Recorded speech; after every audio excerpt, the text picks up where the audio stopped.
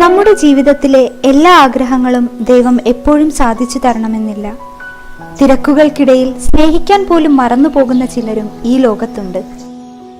ആരും തന്നെ നമുക്ക് ശാശ്വതമായ സമാധാനം നൽകുമെന്നും ഉറപ്പില്ല. എല്ലാ ദുഃഖങ്ങളെയും പ്രശ്നങ്ങളെയും നിരാശകളെയും ഒക്കെ സന്തോഷമാക്കി മാറ്റാൻ ഒരു മരുന്നുണ്ട്. അതാണ് സ്നേഹം. സ്നേഹത്തിന് മായ്ക്കാൻ കഴിയാത്ത മുറിവുകളില്ല. ഇന്നത്തെ ക്ലാസ് മതിയാക്കാം. ഇനി കുറച്ചേരം സംസാരിക്കാം. മണിയമ്മയുടെ വിശേഷങ്ങൾ പറ, കേൾക്കട്ടെ. ഞാനിവിടെ എത്തിയിട്ട് 2 വർഷത്തോളമായി. എനിക്കൊരു മകനാണുള്ളത്. അവൻ്റെ വിവാഹശേഷമാണ് ഞാനിവിടെ എത്തപ്പെട്ടത്. അമ്മയ്ക്കിപ്പോൾ ഇവിടെ വിഷമമൊന്നുമില്ലല്ലോ? ഏയ്, വിഷമമൊന്നുമില്ല. എൻ്റെ കൊച്ചുമക്കളെ കണ്ടിട്ട് ഒത്തിരി നാളായി. അവരെ ഒന്ന് കണ്ടാൽ കൊള്ളാവുന്ന ആഗ്രഹമുണ്ട്.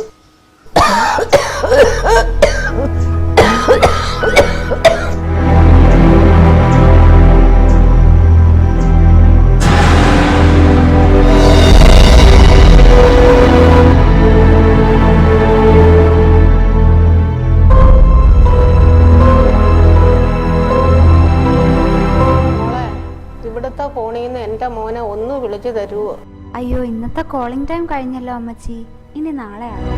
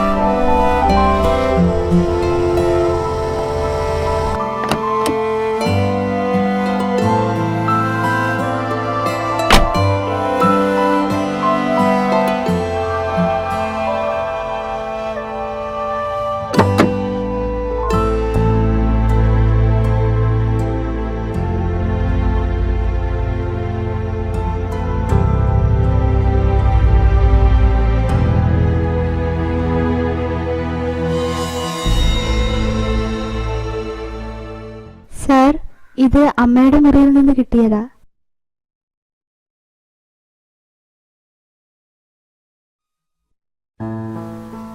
എൻ്റെ പ്രിയപ്പെട്ട മോന്, ഞാൻ ഈ കത്തെഴുതുന്നത് പരിഭവങ്ങളോ പരാതികളോ പറയാനല്ല. അമ്മയ്ക്ക് തീരെ സുഖമില്ലാണ്ടായിരിക്കുന്നു. ആ പഴയ നെഞ്ചുവേദനയും ചുമയും തന്നെ. എല്ലാം അവസാനിക്കുകയാണോ എന്നൊരു തോന്നൽ. അമ്മയെ ഇവിടെ കുളിപ്പിക്കണോ? വീട്ടിൽ കൊണ്ടുപോകും.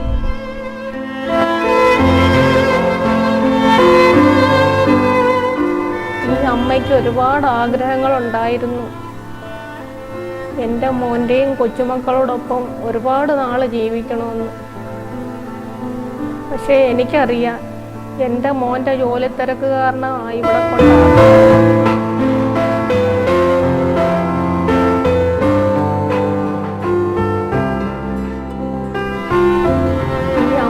ജീവിതത്തിൽ ഏറ്റവും കൂടുതൽ സന്തോഷിച്ചത് എപ്പോഴാണെന്ന് എൻ്റെ മോൻ അറിയുമോ? എൻ്റെ പൊന്നുമോൻ ഈ അമ്മയുടെ വയറ്റിലുണ്ടെന്ന് ആദ്യമായി അറിഞ്ഞപ്പോഴാണ്. പിന്നെ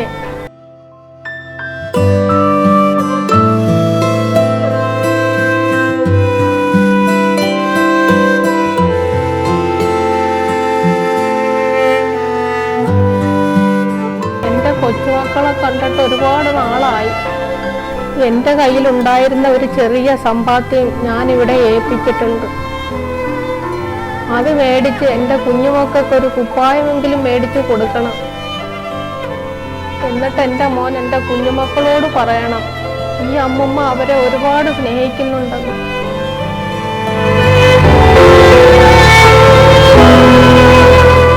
എനിക്കറിയില്ല മോനെ, ഇനി ഒരിക്കൽ കൂടി എൻ്റെ മോനെ എനിക്കൊന്ന് കാണാൻ പറ്റുമോ എന്ന്. എൻ്റെ എല്ലാ പ്രാർത്ഥനകളും എൻ്റെ മക്കൾക്ക് എന്നും ഉണ്ടായിരിക്കും.